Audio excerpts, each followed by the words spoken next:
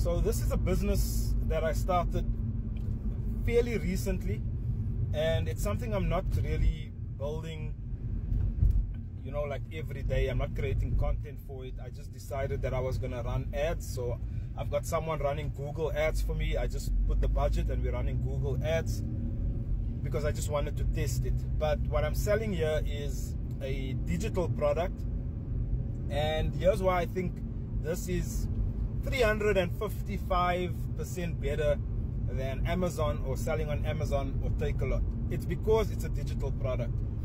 Because when you're selling on places like Amazon and TakeAlot, you are selling a physical product. And when you look at the margins in a physical product, the margins are, you know, let's call it 50% if you're lucky, maybe 20%, 30%. If you're really doing well, maybe you'll make 100% margin. But you look at this here, like this particular order here, the sale amount was 640, right? But the cost of the digital product itself is like 180 Rand. That's the cost. So the margin on this was 355%.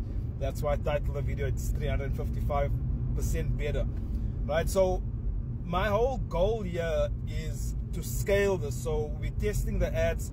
I mean, even the amount that I've spent on ads, it's like a fraction, you know, of the amount that we basically made to make this sale. And once we see that the ad is constantly working, then I can add more money into my ad budget, and my margin is big enough to allow me to add various expenses. I can then hire people to run something like this so that I don't need to be involved in the actual running of it. All I'm doing is putting in the capital, and someone else can basically do all the administration.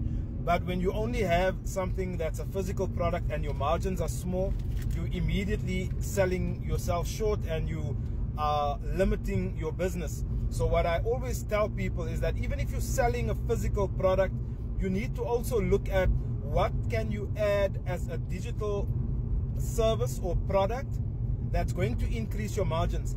Even Amazon as a company, they don't make money from selling physical products.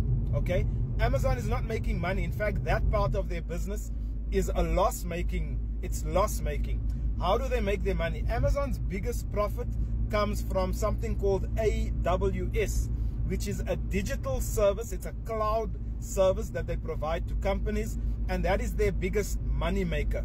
So even big companies, they might sell a physical product, but they have other digital services or digital products that they sell that are higher in margin, so that they can basically scale their business a lot more, because now they're making enough profits. They are not relying on only small margins, because when you have a small margin business, it means you need to do a lot more volume to make significant money.